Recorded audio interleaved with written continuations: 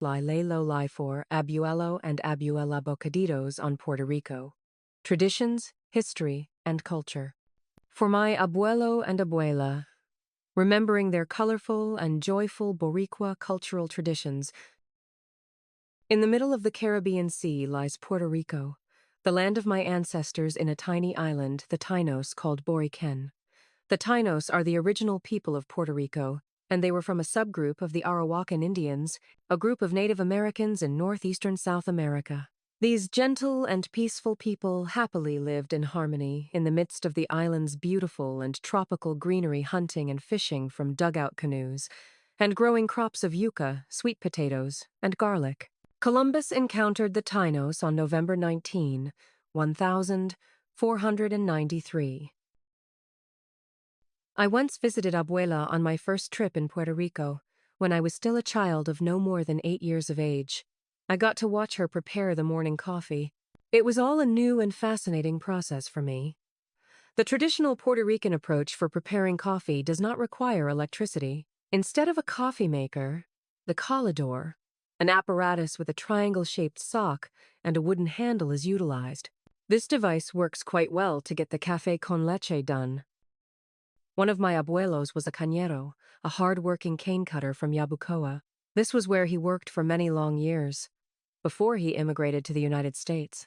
At that time, the era of sugarcane plantations and sugar mills was approaching its end. For close to 100 years, a great importance was placed on the cultivation of sugarcane in Puerto Rico. However, by the year 2000, sugarcane was no longer being cultivated, and all sugar mills had ceased operating in Puerto Rico. My mother's father once owned a small hacienda in the mountainous region of the island, where coffee to this day is still being cultivated. She helped harvest the coffee. Traditionally, coffee is harvested by hand in one of two ways: strip picking or selective picking.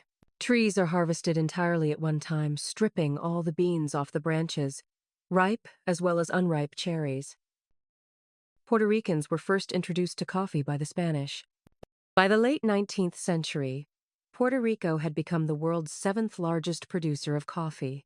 In the volcanic soils of the Cordillera Central of the island, traditional coffee estates are still in operation, producing a high-value gourmet coffee. It was in Puerto Rico where I first got to eat and enjoy the best of all piraguas. My favorite kind continues to be the one that is coconut-flavored. Piraguas are sold by vendors, known as piragueros, from small, colorful push carts. A piraguero makes the piragua by shaving the ice with a hand ice shaver from a block of solid ice inside his cart. The shaved ice is placed into a cup and shaped into a distinctive pyramid shape with a funnel-shaped tool. The piraguero finishes making the piragua by pouring over it the desired tropical-flavored syrup, which can vary from lemon and strawberry to passion fruit and guava. The piragua is then eaten straight out of the cup or sipped through a straw. Helping my mother with the whole process of the making of the pasteles was quite a big production. This we would do during the Christmas holiday season. It took a lot of time and hard work, but it was a worthwhile and fun too. Pasteles are one of the key dishes served in Puerto Rico during the Christmas holidays. Therefore, it is common during these celebrations to make large batches of pasteles. Similar to tamales, pasteles are a combination of grated green unripe bananas called guineos, plantains, and either yautía or yuca, blended to make a masa seasoned with achiote oil. The filling can be pork, ham, or chicken simmered in a sofrito of peppers and onions and then mixed with garbanzos, olives, capers, and sometimes also with raisins. This is all tucked into the prepared dough and wrapped in plantain leaves. The thought of this Puerto Rican dish makes my mouth water.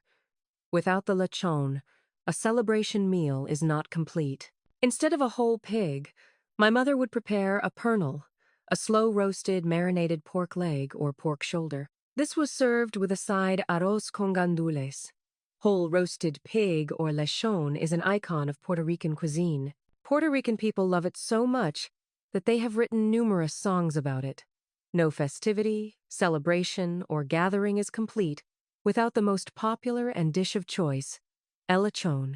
It is the tradition, especially during Christmas, for many Puerto Rican families to prepare to eat el lechon, Whole pigs are well seasoned and then put on a pole to roast outdoors over coals.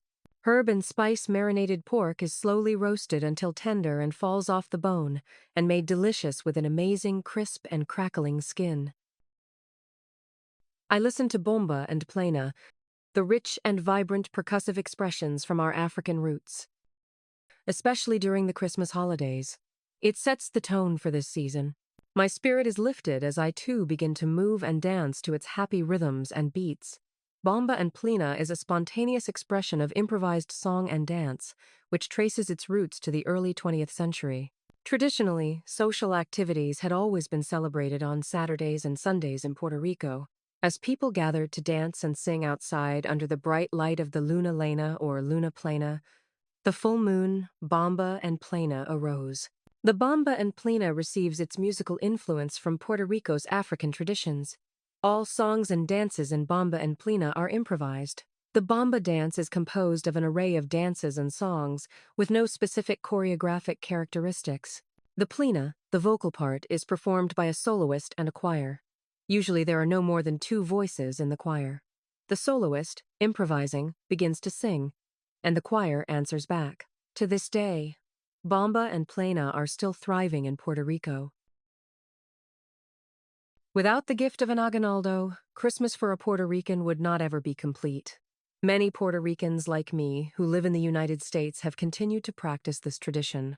We bundled up to keep warm from the cold and then go out as a group for an asalto navideño to happily wake up friends and neighbors with a big scream of asalto or parranda as we drop in and visit with many of our friends throughout the night.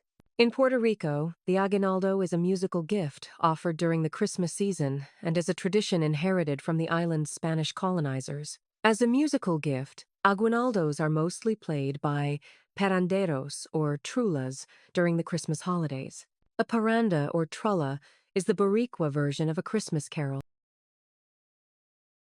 Puerto Rican Christmas holidays, I believe, are extra special because in addition to celebrating Christmas La Navidad, we also celebrate Three Kings Day or Dia de los Tres Reyes Magos. Three Kings Day or Dia de los Tres Reyes Magos falls on January 6th each year and is considered the biggest holiday in all the island. On La Víspera de Reyes, the eve of Three Kings Day, Puerto Rican children participate by cutting grass that is placed in a shoebox and goes under their beds.